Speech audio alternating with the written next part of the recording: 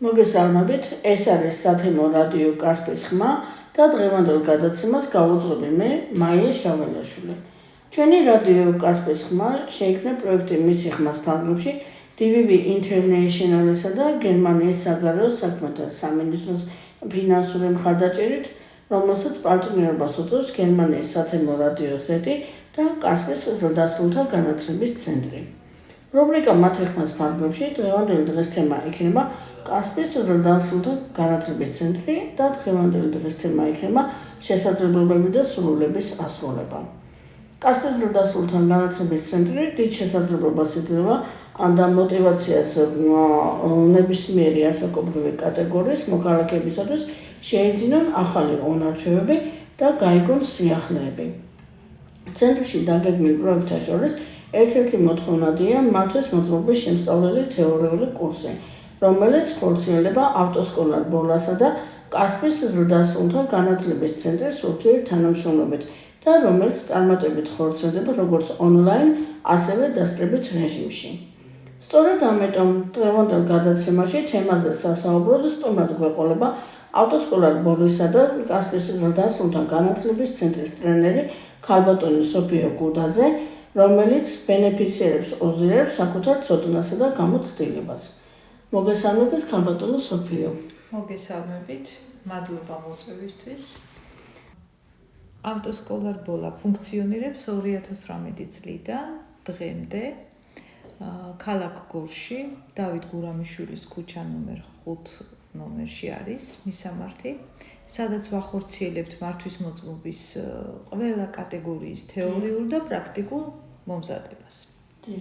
თეორიული კურსი მოიცავს 2 კვირას და პარალელურად მიმდინარეობს პრაქტიკული გაკვეთილების შესწავლაც. ერთ სივრცეში ვართ, თეორიაც და პრაქტიკული სწავლებაც ერთ სივრცეში ხდება.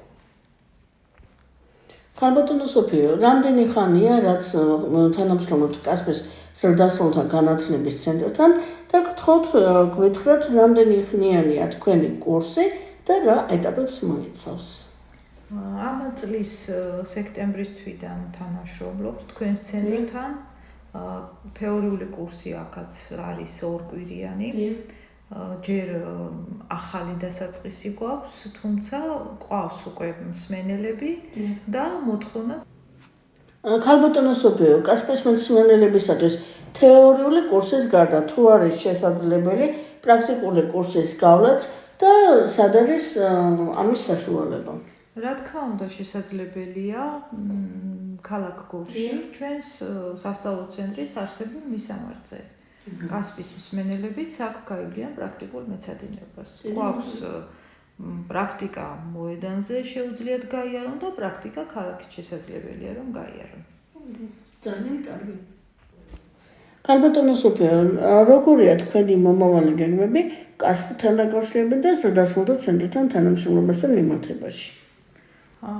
ჩვენი გეგმა ზოგადად არის ასეთი, რომ შევქმნათ მაღალი კლასის ავტოსკოლა, როგორიც არის გორში, ასეთივე იყოს ქალაქ კასპის მუნიციპალიტეტშიც. კონდეს როგორც თეორიული კურსი, ასევე პრაქტიკული მომზადების კურსი და პრაქტიკული მოედანიც, რა თქმა უნდა, სასწავლო. ზრდასრულთა განათლების ცენტრთან თანამშრომლობით და მათი ხელშეწყობით. და ბოლოს, ქალბატონო სოფიო, რას ეტყვით ჩვენს მსმენელს იმის შესაძლებლობების შესახებ, რასაც კასპის ზრდასრულთა განათლების ცენტრი იძლევა? ჩვენი კურსის მიზანი არის, რომ მიიღონ საჭირო ცოდნა უსაფრთხოდ მოძრაობისთვის ყველა ასაკობრივი ადამიანისთვის. იმიტომ რომ ჩვენ მოგმართავს 17 წლიდან 60 წლამდე მსმენელები, დაინტერესება დიდია მათთვის მართვის მოწმობის კურსის მომზადებისთვის. ძალიან სასიამოვნოა. დიდი მადლობა ქალბატონო სოფიო გადაცემაში სტუმრობისათვის და საინტერესო საუბრისათვის. წარმატებებს გისურვებთ თქვენ და კასპის ზრდასრულთა განათლების ცენტრს. მადლობა მოწვევისთვის. წარმატებებს გისურვებთ. ასევე დიდი მადლობა DVB International-სა და გერმანიის საგარეო საქმეთა სამინისტროს ფინანსური მხარდაჭერისათვის. გერმანიის საგანათლებლო რადიო Z-სა და კასპიის ზრდასრულთა განათლების ცენტრის პარტნიორობისათვის. ჩვენ კი შევხვდებით შემდეგი გადაცემით. მომავალ შეხვედრამდე.